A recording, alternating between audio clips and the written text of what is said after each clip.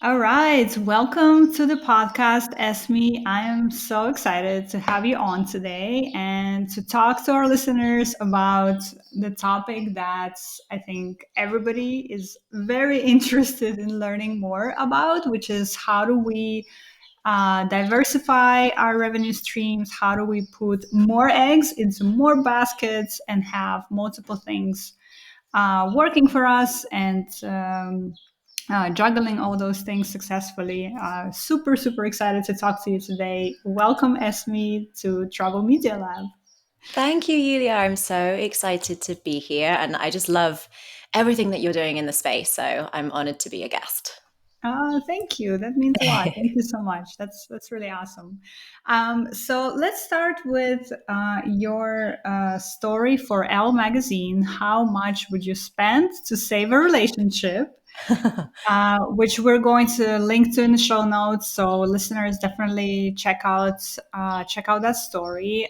It's such a powerful piece of work, and I absolutely love the section where you were talking about meeting your spouse's wounded inner child and how cathartic and how powerful that can be. That resonated with me for so many different reasons. Definitely put me back into my last relationship where we tried to do that, not so successfully, unfortunately. So tell me, what do you love about that story? Well, I think when it first came to me, it was actually in a press release. I'm signed up with Cision, the database for journalists and PRs to connect. And most of the time, I ignore these press releases because they bombard me all day long. Mm. But this particular one jumped out at me, and it was about a rabbi who runs these relationship therapy retreats. Huh. Held in exotic locations like Costa Rica or the Dominican Republic. And they basically are for couples who desperately need to reconnect and they need help that goes beyond a typical relationship therapy session with a psychologist over Zoom, which is kind of the model that everyone's been working with since the pandemic. There's very little in-person therapy happening. So it gives couples the chance to really get the help that they need in a very intensive format. So it's a week long and it's 8 hours a day. Wow. It is full on, yes. But the idea is that these are also quite expensive, right? Hence the title is how much would you spend to save your relationship? Um, but I think that they do offer couples hope where perhaps they wouldn't have hope previously. I think infidelity is an interesting topic. Most of these people have gone through some sort of infidelity. It just so happened that my sources that I spoke to all had that connecting thread. Um, but it's something that touches so many people's lives. Unfortunately, even my own parents are divorced in the last few years because of infidelity. And so whether you're a cheater or you've been cheated on, or there's cheating in your family or in your friendship group, it's something that so many of us deal with, but that none of us want to talk about. And only 15% of couples actually manage to come back from infidelity.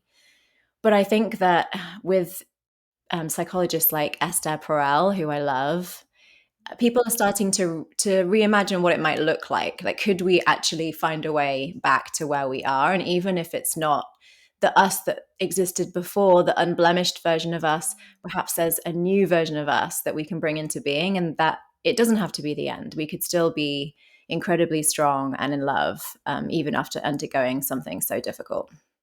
Yeah. Oh my goodness. So many things that you said really resonate with me. I'm also a fan of Esther Perel and her work. Love her. And that stat that you mentioned, I remember reading it in the article that only 15% of couples that go through infidelity manage to survive it. Yeah, I just loved how this article really looked with fresh eyes on this age old challenge that couples go through. And yeah, we just really put some of these concepts on their head. I felt like, and I really loved it. And also that it was kind of travel related, well, tangentially travel related, because the couples did have to travel to all these various locations.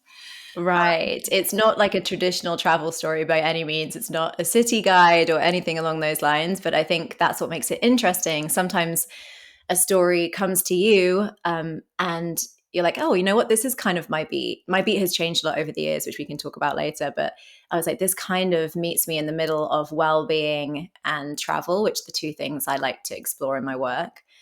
So yeah, it just really resonated with me, and I'm glad that it's found such a great audience as well. People seem to be loving it.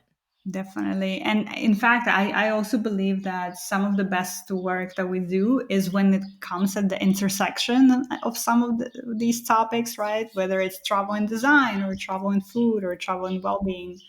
I think it's always interesting to look at your main topic through those lens, because then you can uncover some of these interesting threads. And also, you mentioned that the story, the inspiration for it came from a press release. I always say that, be open to ideas coming from all kinds of directions. Like, I just recently did a story that I got an idea for from listening to a podcast, actually, which was really cool. Totally. I think you have to be like, stories come to you from all over, and I keep like, notes on my phone. When a story pops out to me, I just start making I just jot down a few things. And then from there, I start to build on it and see if it actually has got legs and could turn into something. In the case of this one, the story already kind of came to me in a pretty formed way. But then I went about being like, hey, are there more of these retreats around? So I looked into some other ones, and then from there started doing a lot more in-depth reporting. But yeah, ideas really can come from anywhere, and they might not even be the sort of thing that you're normally drawn to. But I think that's part of the joy of this job, is that you can become like a mini expert in so many different things that you didn't expect to become an expert in. That's what I love about journalism. That's true. That's really true. That's so well put.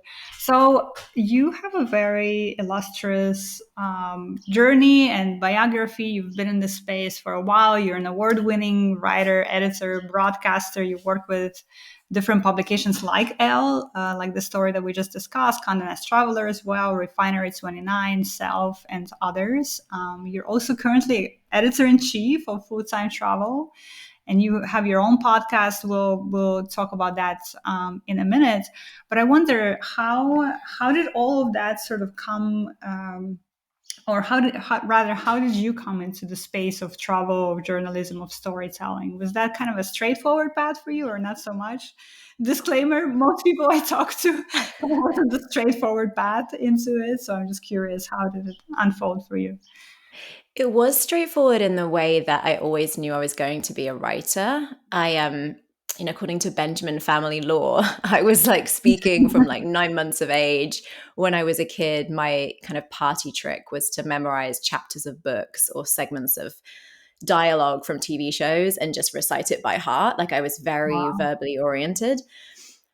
So I kind of always knew, and that was never a question for me, which feels like a privilege in some sense, because I know some people go into something and then they have to rearrange their whole lives, whereas I was always pretty focused on this one path. Mhm. But when I graduated, I think I had a bit of a crisis, because I suddenly realized that, so I'm from the UK, and a lot of the publishing industry is based in London. I am not from London. I'm from a city called Bristol in southwest England. And I had nobody who I knew, no contacts in the industry. I had no one in London that I knew that I could stay with while I interned for free. And so I had a bit of a crisis of like, how am I going to get into this industry? There's a lot of sort of weird gatekeeping that you don't even consider. And I don't know if it's the same for all countries. I can only speak for the UK, but that was how it felt to me at the time. Mhm. Um, I did get lucky that my now husband, then boyfriend, went to university in London. So then I had a base, right? So I could go over there and intern at like InStyle or the Telegraph and start to like make some connections. But really, the most useful thing for me in terms of making those contacts and those connections in the industry has been education. Mm. I am not one to tell people to get a master's, because it's so expensive and it's very time consuming. But there are shorter courses that you can do that are amazing for meeting people, because a lot of them are helmed by working journalists that you would Mhm. know. So I did a short course in London College of the Arts, in fashion and magazine journalism, because at the time I wanted to be a fashion writer. And from there, I got my first kind of in the industry, working for the fashion editor at large of Grazia magazine, which is like it's kind of like a celebrity gossip meets fashion style publication weekly in the UK. I think There's one in Italy. The US doesn't have one yet, but it's very popular. So I worked with her, and that was my first introduction. And it was only because one of the lecturers on my course knew her really well and was like, "Hey, this girl Esme has a lot of promise. I really like her. You should connect." And the same thing happened to me when I first moved to the States. I found it difficult to kind of I've struggled with my visa because this is a whole other story. But as a foreign national, Yes. getting a visa to work in the States is not easy. So when I finally did get my visa to work, I felt like I'd been out of the game for a while. So I decided to do a short course at a place called Catapult. Mm-hmm. They have a publication as well, but they have like a little school. So I took a course with Rachel Syme, one of the staff writers of The New Yorker currently. And that was great as well, just for meeting other people in the industry. So that would be my number one tip for people. This has been a bit meandering. Sorry. But my Definitely. first job was in London. Like after Grazia, was at a publication called Sheer Lux, doing fashion and lifestyle kind of features writing. And then when I moved over here, I got a job at Culture Trip because after kind of reconsidering and taking some time out during the era when I couldn't work in the States, I felt like I wanted to move away from fashion and into something else. And wellness and travel were the two things I was most passionate about. And I happened to see that this new publication that was launching called Culture Trip was looking for a wellness editor, Mm-hmm. which it was like all the things came together. So I applied and I got that. And that was the first big job that I had in the States. I love that. I love the tip that you gave because as I've also learned after being in the industry for 6 now coming on 7 years is that really it's all about people. Mm-hmm. Just like many other industries, I thought somehow this industry will be different, but no, it's not. It's just like any other. It's who you know, it's making connections, it's developing connections, and really building relationships in the industry with editors, with other writers, and growing your network. It's so important. That So yeah, important. it's And there are really. so many ways that you can do that as well. Like, doing a course is one way. But there are groups like there's this one I'm part of called Listserv, and Mhm, people. It's just various journalists, mostly freelancers, asking each other questions and sharing resources. But there will be local meetups where they'll be like, "Hey, are there any Brooklyn list servers that want to go hang out?" And those people all work in the industry. They're your peers. They're the best way for you to also learn about opportunities, to bounce ideas off each other, even like looking over each other's pictures. It's such a useful resource for all of those things. mhm. So, yeah, the more people you can forge those kind of relationships with, the better. Definitely, definitely. I love that. I don't think I've heard of listserv. I'll have to ask you for the link. No, sorry. You can It's add it. study hall. It's study hall's listserv.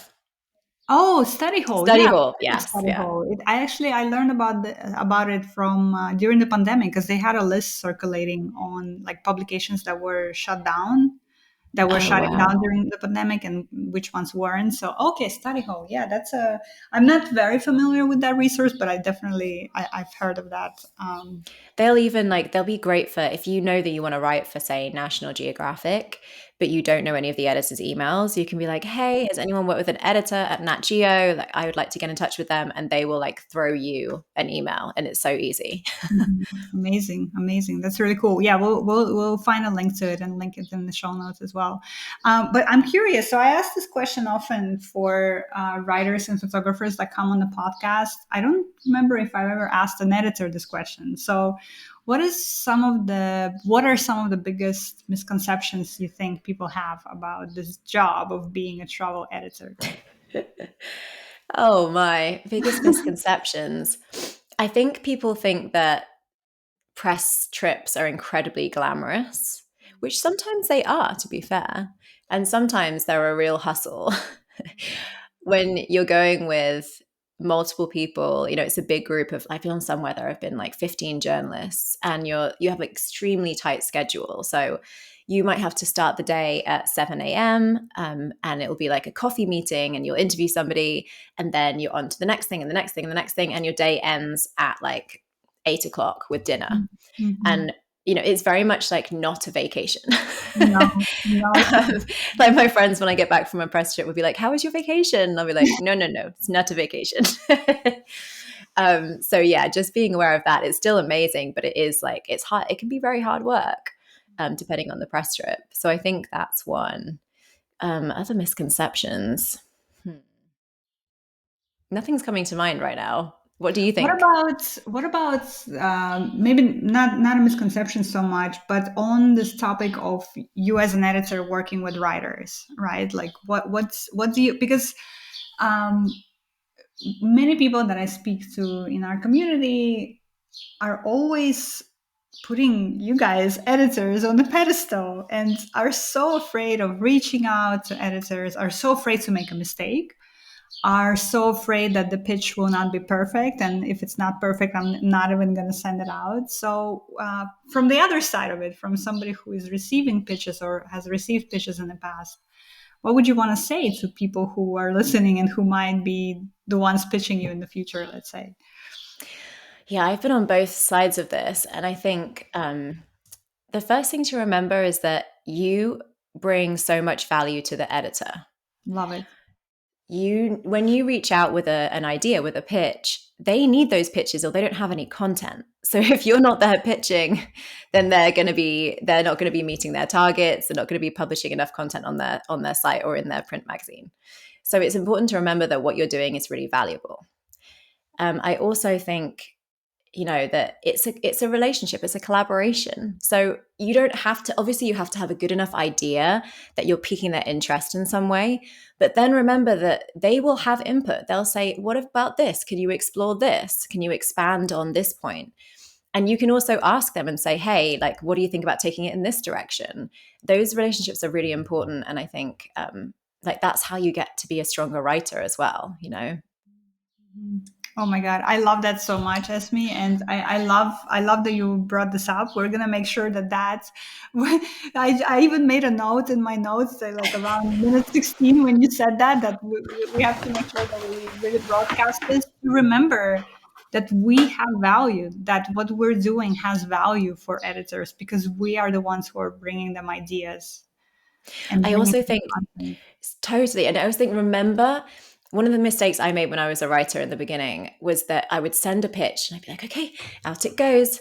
And then I just wait for a reply. And if I didn't get a reply, I'd be like, oh, they hated it. I'm embarrassed.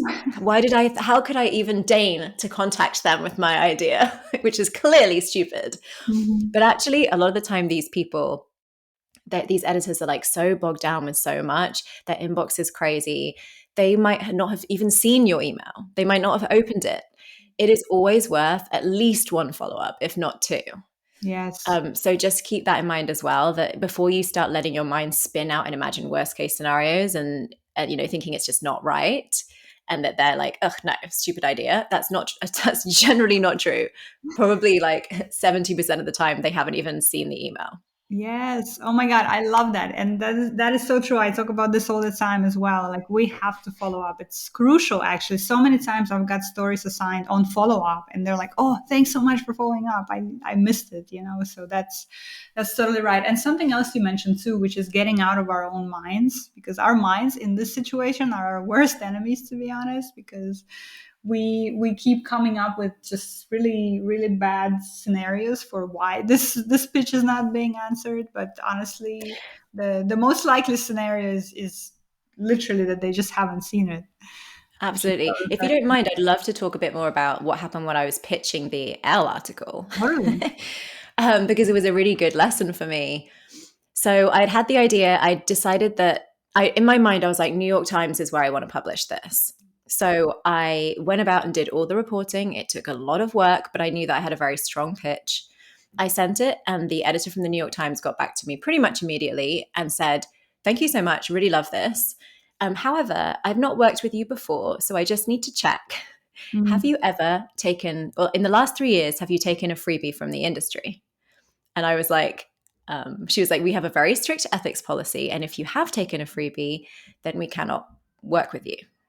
And I Mhm. was like, well, yeah, of course, that's the point in being a travel journalist, no? And I totally get that when you're a big legacy publication like the Times, ethics are so important. But it felt difficult to navigate because it was the middle of the pandemic. I hadn't been on a trip for 2 years. Yeah. And I was like, okay, well, I think I have to be honest because I don't want to burn any bridges. So I was honest with her and I said, okay, my last trip was 2 years ago. However, all of the reporting, all of the sources, this is all completely original. It is in no way related to any freebie I've ever had in the past. And she said, thank you so much for being honest. Come back to me in a year. And I God. was like, no. So I was devastated for a while, but I dusted myself off and I started sending it to other editors. I think I probably pitched it to about 11 people. Hmm. I had a couple of people who were vaguely interested, but ultimately passed. And the editor from Elle, who I ended up working with, she got back to me an entire month after I'd originally pitched her.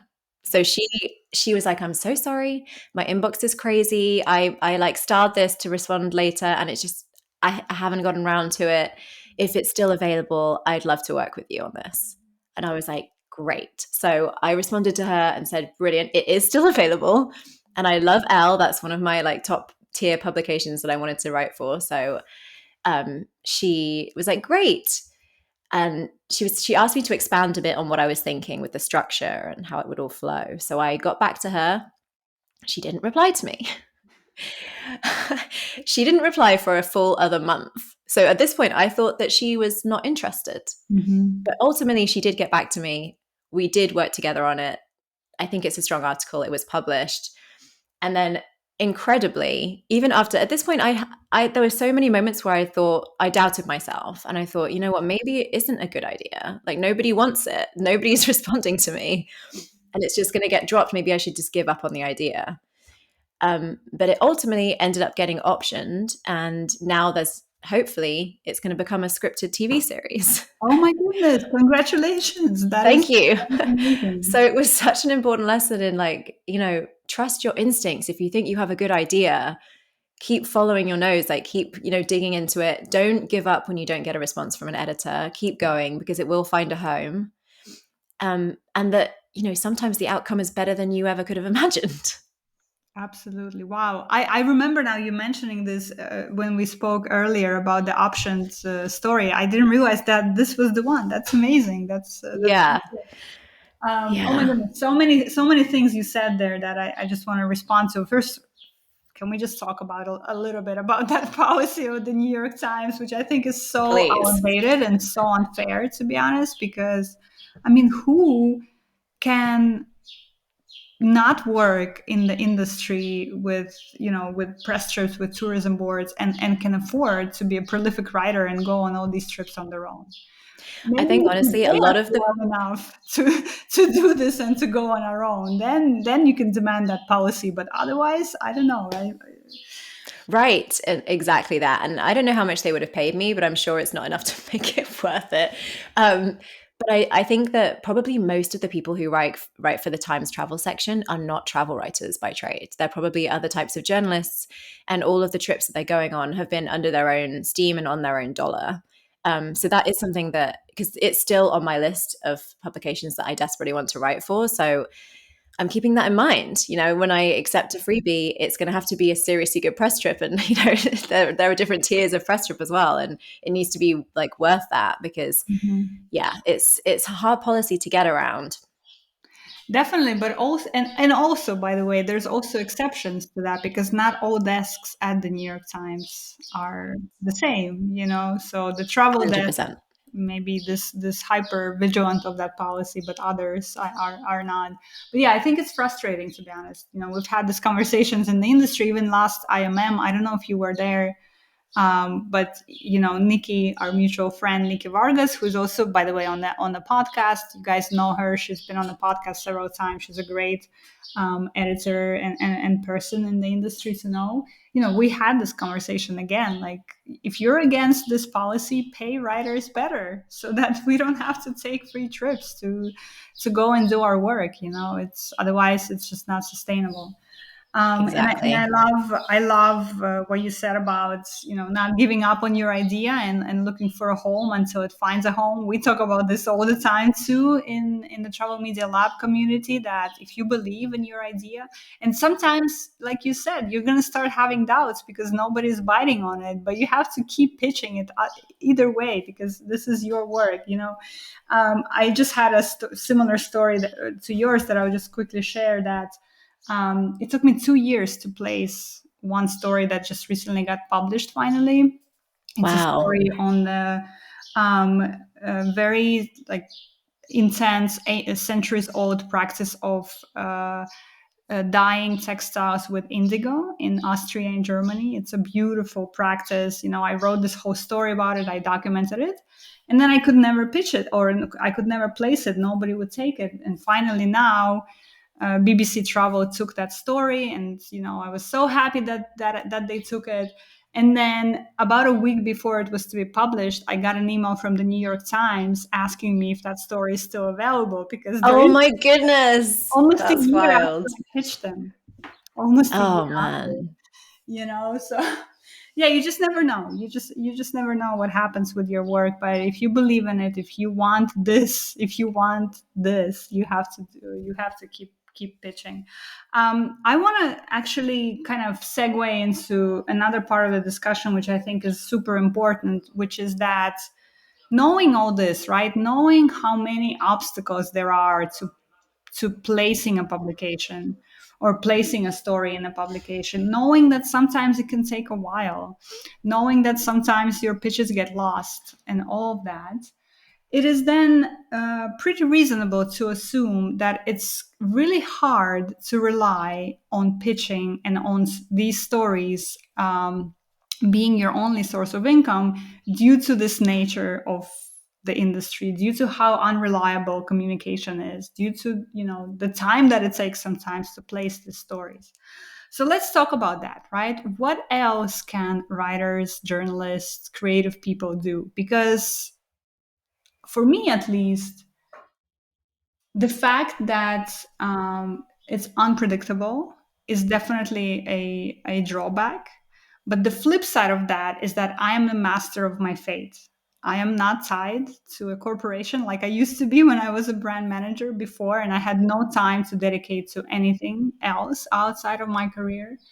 And so now I'm basically working on projects that I want to be doing, and I'm, whatever I'm creating, whatever I'm working on is mine, and all of the revenue is mine. Versus when I worked for a corporation, I was just a very small, tiny piece of this huge puzzle, right?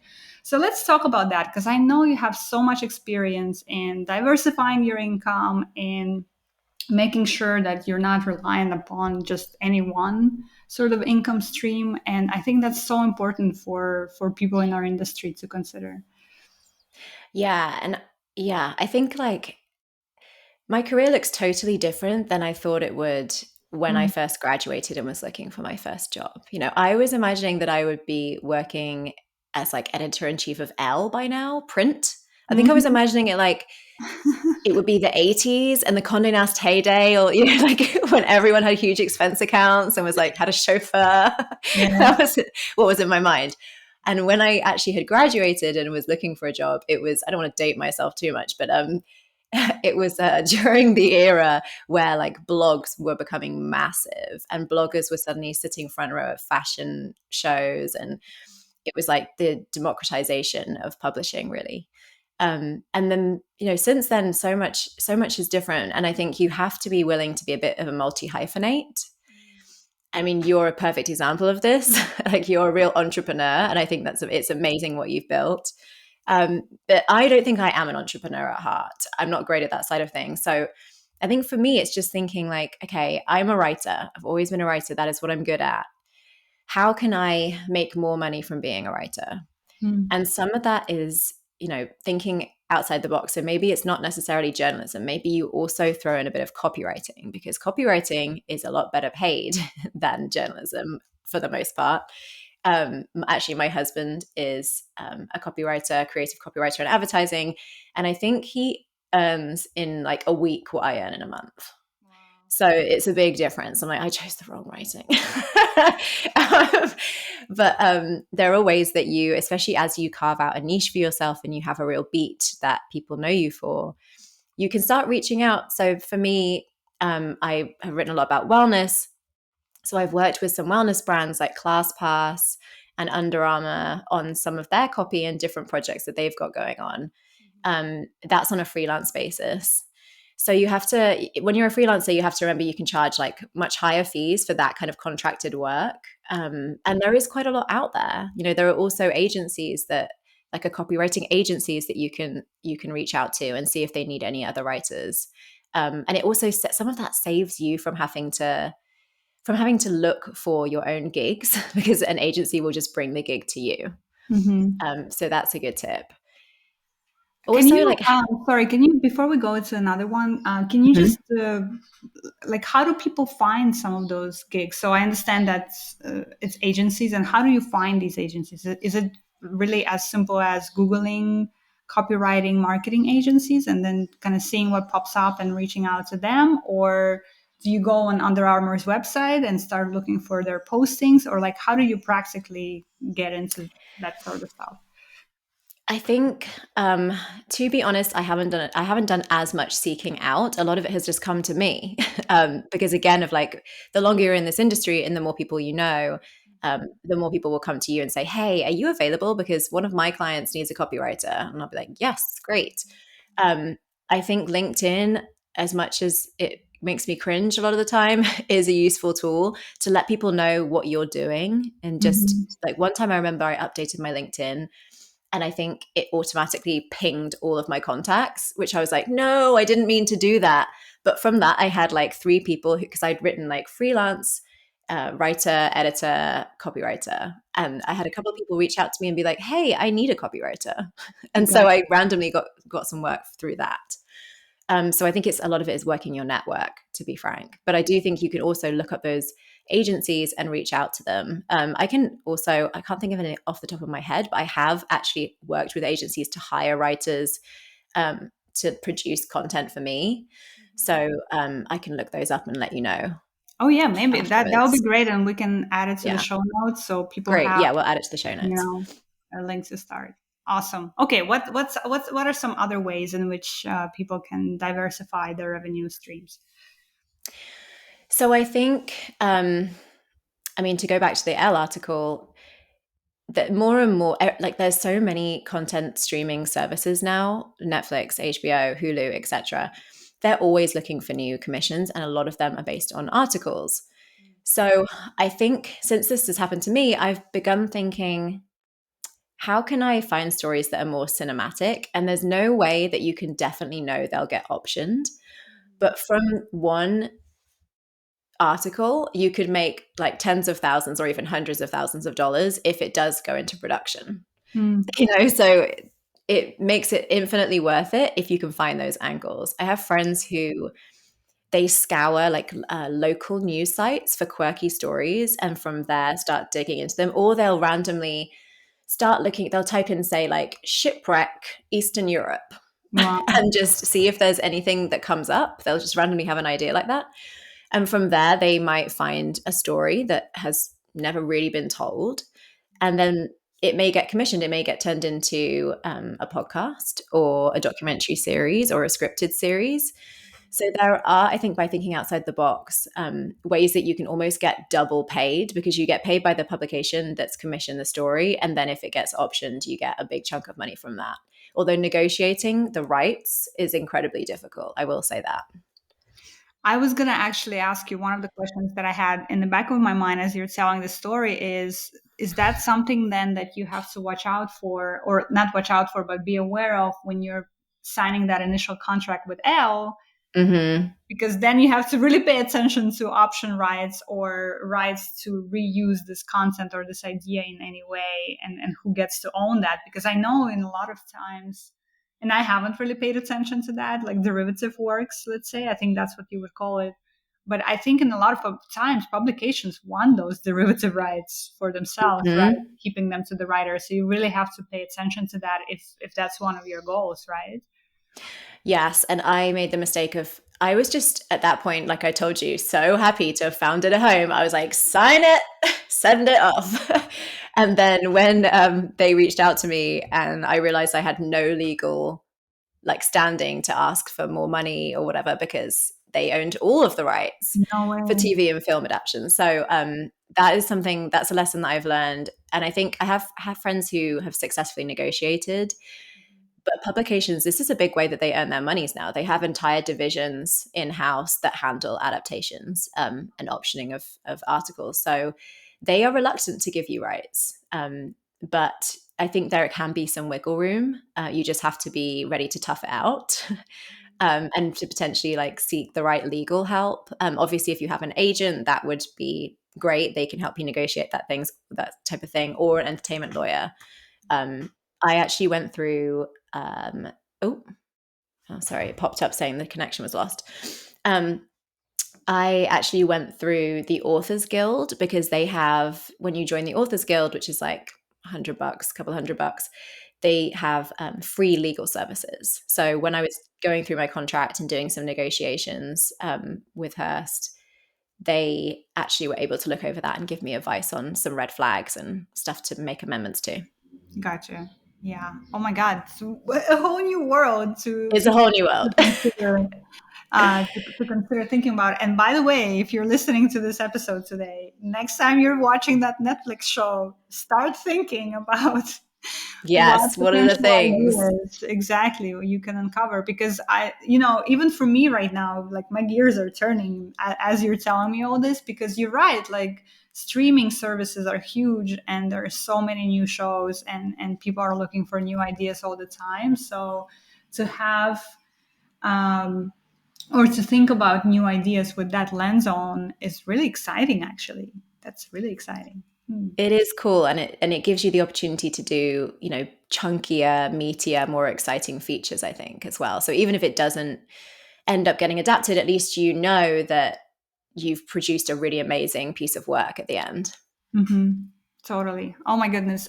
Everyone, please go ahead and read Esme's article that we've been discussing in this episode today, because when you do, you will understand exactly what we're talking about here when she says that it's a really cinematic story and it's exciting story and interesting story and relevant story for so many people, right? It has travel in it. It has mental health and psychology in it, and vulnerability and trauma and childhood stories.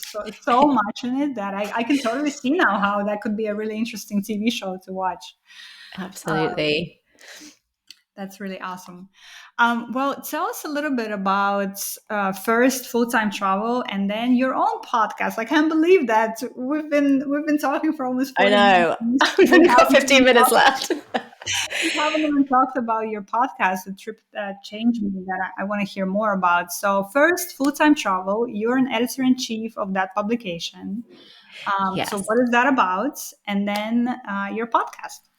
Yes. So full-time travel is owned by, actually, this is another interesting thing to think about, but it's owned by a marketing agency. And they do, we do marketing, we do content creation, and we also do like advertising sales. But the founders realized that they were outsourcing as they were working with these tourism boards or these big luxury brands. They were like outsourcing to lots of other publications, and so they decided to set up their own publication, Full Time Travel. Mm-hmm. I came on board at the end of 2019. And so I really got to take the helm, even though it already existed. I think freelancers have been working on it previously. So it was kind of all over the place and didn't have a cohesive voice Mm-hmm. or strategy behind it. So the way I like to think about, our point of view is that it's about meaning making. So travel, like, how do you go beyond it being a nice vacation, and how do you make it an experience that's deeper than that really that potentially changes you? Mm-hmm. And then also, while you're having this meaningful experience, how can you make sure that you're treating the environment and the communities that you're visiting with respect? Mm-hmm. So how do you become a more empathic traveler? Mm. Um, Love that. yeah. So my podcast, which is under the Full Time Travel umbrella, is called The Trip That Changed Me. It's an interview format podcast. I have all kinds of interesting people on, entrepreneurs, authors, lots of journalists, and they are sharing with us a story of a trip that changed their life in some way. We've had some pretty high profile people on, but a lot of my favorite ones are sometimes the less known people. But yeah, it's a really heartwarming kind of a show. And I think it really speaks to the ways that travel can really upend you and turn your life around and send you off in a completely different direction that you never ever envisioned. Yeah, which is, I think, the reason why so many of us are drawn to it, right? To this experience of traveling, of traveling long term, maybe even, or traveling full time, like how your title suggests. That's really awesome. So who are, just if you can share with us a few of the guests that you've had on the podcast, so that our listeners can go check out the podcast and see if they like it for themselves. Yeah. So, well, Nikki Vargas, former Yes. guest of this podcast and a Yes. good friend of mine. She told the story of being in a relationship and in a life that didn't fit her, and then going on a trip to Argentina and realizing that she needed to blow it all up, break up with her fiance, quit her job, and try and live in a way that felt more authentic to her, which was pursuing travel writing. Mm-hmm. That's a great episode. I spoke to Jessica Nabongo, who is the first Oh, Black amazing. woman I'm sure lots of people know of her and follow her on Instagram. She's the first documented Black woman to visit every country in the world. So we spoke about her experiences on that adventure. And then we also spoke about what it means to be an influencer who understands the responsibility that they have Mm. and that they yield, and that she can go anywhere in the world and people may end up visiting those places. So it's about, like, her highlighting African nations, and also in the ways that during this journey it was hard. It wasn't always easy. She had to, like, really dig deep sometimes, and some of the encounters that she had that helped her to remember that she was having this experience not just for herself but for everybody who was following along and living vicariously through her. That Mm-hmm. was an amazing episode. One of my favorite ones. I have had, like I said, high profile people. Like I had Ben Higgins, who is a former Bachelor. I don't know if you love the Bachelor Oh. franchise like I do. He was great. But I loved this lady called Jackie Kai Ellis, who she is from Vancouver. It kind of has a Eat, Pray, Love feel, this story, because she, on paper, everything looked perfect. She was working as a designer. She was happily married. Everything was lovely, but she was deeply depressed. And she realized that the only thing that was giving her joy in life was the 15 minutes a day that she walked to a little cafe and got herself a baked good, a cake, a pastry, whatever it was. And this led her to decide to enroll in French patisserie school. Her Oh, cool. husband and her moved to France, to Paris.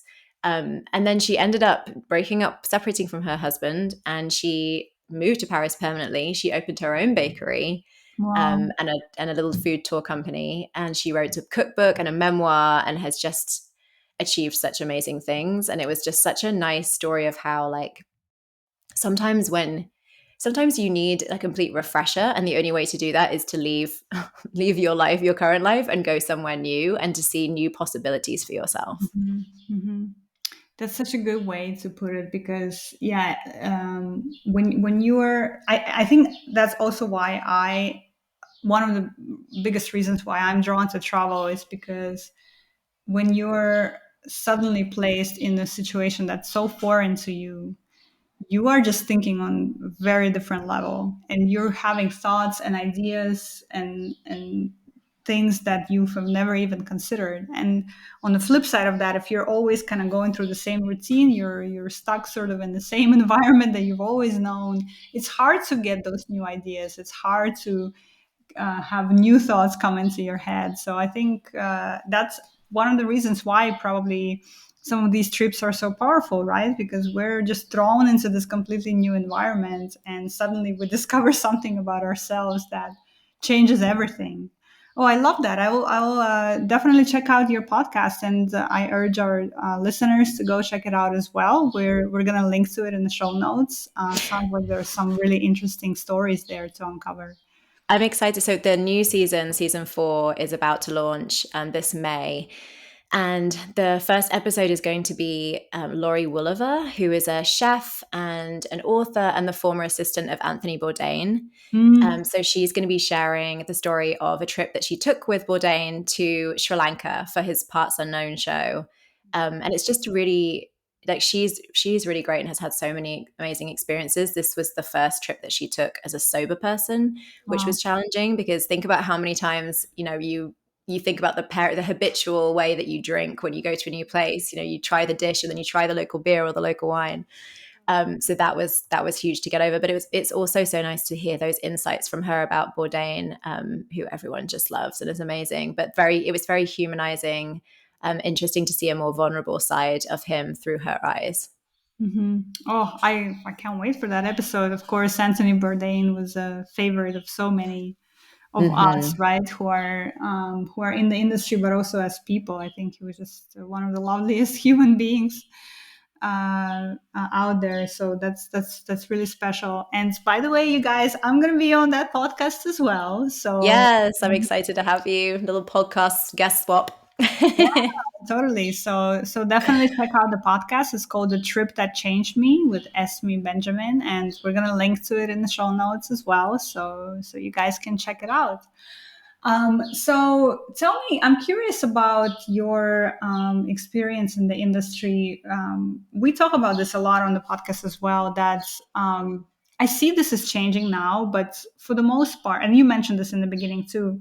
For the most part, especially when I was starting out, first few years or so, it felt like the industry was so guarded and there's so many gatekeepers, and if you didn't know who you needed to know, if you didn't know the right people, you had no idea how to start. And even I would say it felt like there's just so much competition, and everyone else, or like people were not too open to sharing their ideas or their contacts or what have you, because it's like the scarcity orientation of, well, if I'm sharing it with you, you're going to take it away from me. And I do see that I feel like it's changing now. It's becoming more open. People are much more open to sharing and to collaborating. I'm doing something in the industry, but even beyond what I'm doing, I see a lot of people who are teaching, who are sharing, who are building stuff, which is awesome. But I'm curious to see how your experience has been in the industry, navigating all of that, and who were some of the women who really impacted your growth, your path in this industry as well. Oh, interesting. I think that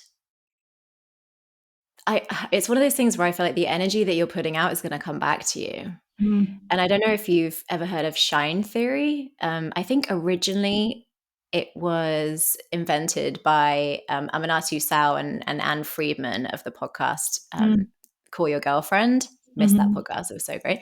But the idea is that, like, if you shine, I shine. Like, mm, lift each other up. It's a cliche, but I feel like it's real. If you can give, like, me and Nikki are a perfect example of this. mhm, We think of each other all the time for other opportunities. We include each other all the time in what we're doing. I was a contributor to her Wanderess book, which she talked about on her episode with you.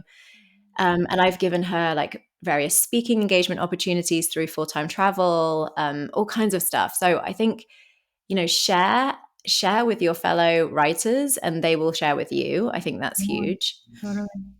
Um, and again, like, honestly, my friends will inspire me. Like, it's so important for writers to have that circle.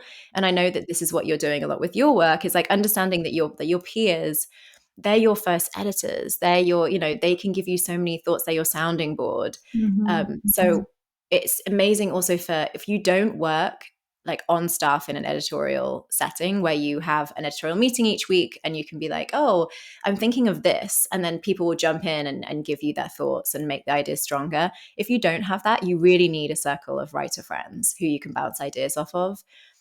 Can you meet up with them on Zoom once a month? And everyone says, hey, like, I've got this foggy, half formed thing, but maybe it's something, maybe it has potential. Because without doubt, they will come back and say, oh, yeah, have you thought about this angle? Have you explored this? I know this person you should speak to. And you'll find those groups also online, like again, study hall. There are so many generous people around, I think, in this industry who understand what you've been through and had to get their start somewhere. Yeah. And yeah, I think it's all about finding that circle of friends and writers to connect with.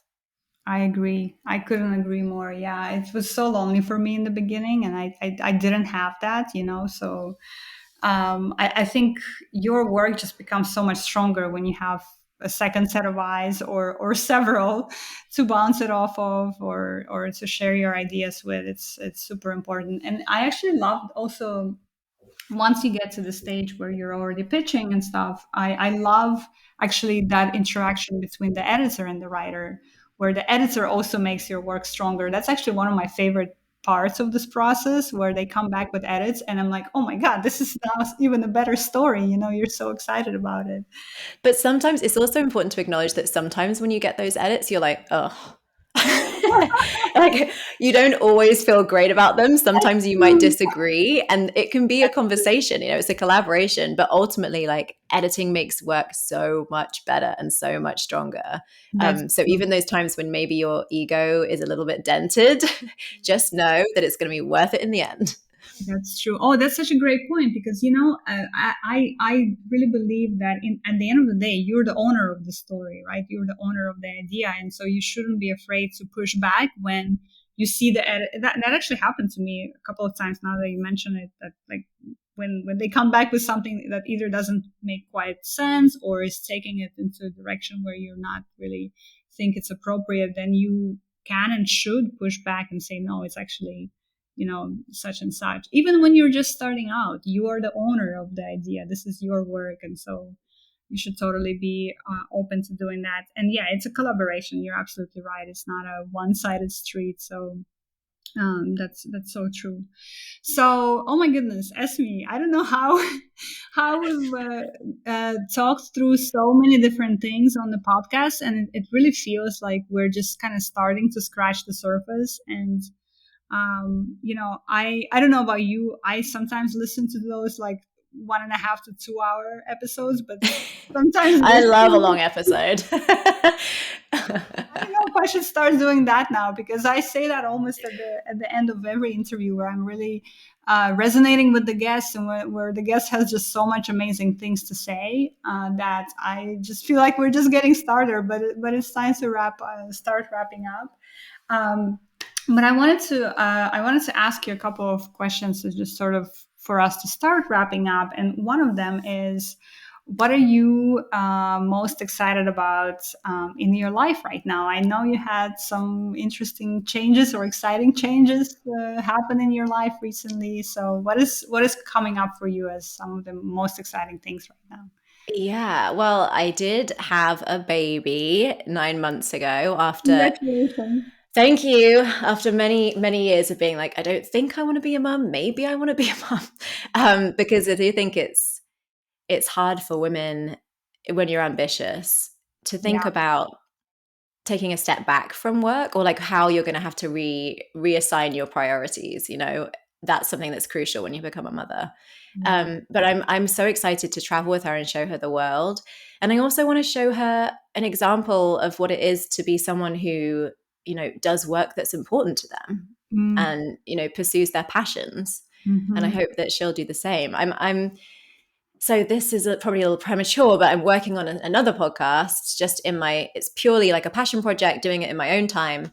It's called The Legacy Years.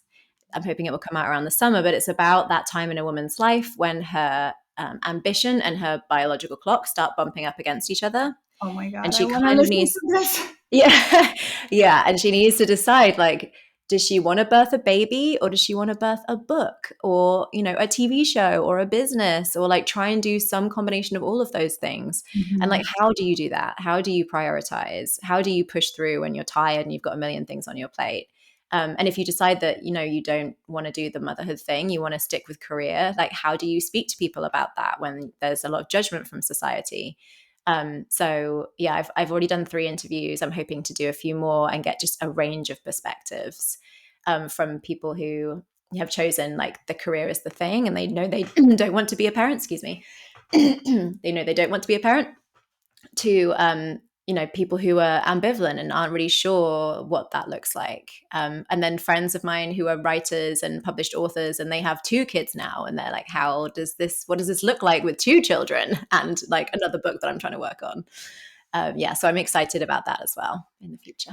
Oh, I'm so glad you mentioned that. I'm going to be looking for it because this is so relevant in my life right now.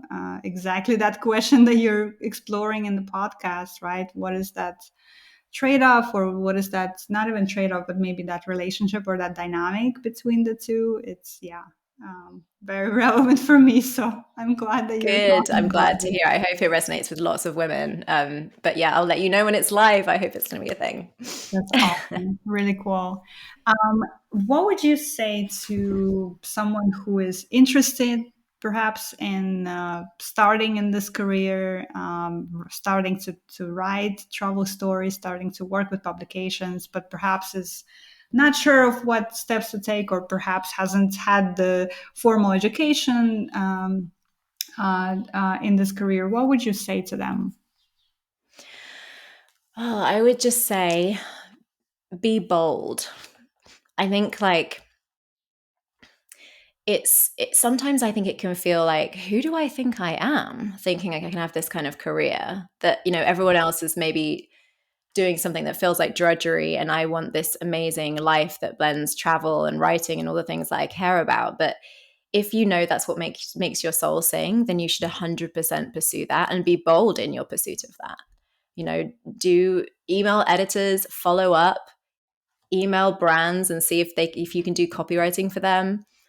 Just get out there, yourself out there as much as possible. Even if self-promotion doesn't come naturally to you, push through that. And yeah, just go for it. I don't think there's ever like a great time or a moment when when it feels like you're ready to take that leap, but go boldly and it will all work out.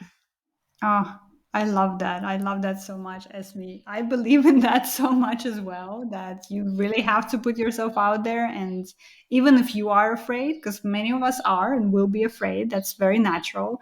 But even so, you have to take that initial step, because until and unless you start putting yourself out there and putting yourself in front of people and telling them who you are and what you do, not much is going to happen. So it's just such an important reminder for all of us to put ourselves Yes. out there. I And love like, that. don't wait for somebody else to legitimize you.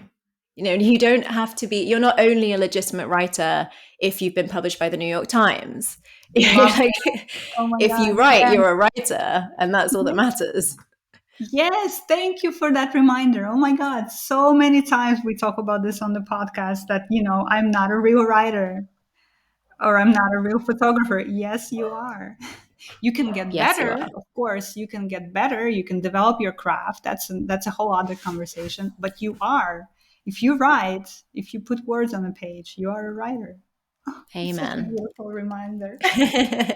Thank you so much. Okay, last question, and it's a kind of a big one. But how would you start thinking about what does it mean to be a woman who is stepping into her brilliance today? Oh my God. That is stepping into her brilliance today. Um, for me right now, it is knowing like when to push and when to rest. Mm. I think I read this thing the other day, I think it was a tweet that said, if all you've got today is 70% and you've given 70%, then you've given it 100% of what you have. And so there are so many things in our lives that make it hard to like be the incredibly productive person who's completely on top of that. Everyone knows the feeling of getting to the end of the day and then having to move those tasks that you haven't completed over to the Yes. next day, and it feels terrible. Um, But I think, yeah, just accept that there are moments for really pushing yourself, and there are moments when you can give yourself a break, and that's absolutely fine. Oh, I love that so much. And I needed to hear that today, actually. That's very relevant for me today.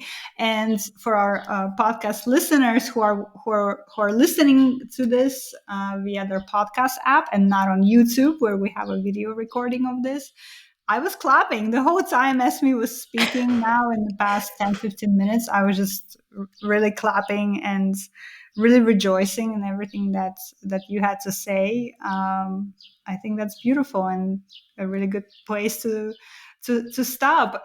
Thank you so much, Esme. I really enjoyed talking to you today. I don't know how this hour went by so I know. fast. I feel like I've been having a coffee with a friend. I know, same. We'll have to come. We'll have to get you on the podcast again. Maybe when your other one, when the legacy one is launched, I'd maybe love we'll do to. another episode or something and talk more, because there's a lot of issues that we just only scratched the surface on today, and I would love to get even deeper into some of these with you. But it's been an absolute pleasure to have you on the podcast. Thank you so much for your time, and for our listeners, definitely check out everything Esme is doing. We'll link to it in the show notes, and I'm sure you'll find it very valuable as well. Thank you so much. Appreciate it. Awesome. All right. I'm going to start recording now.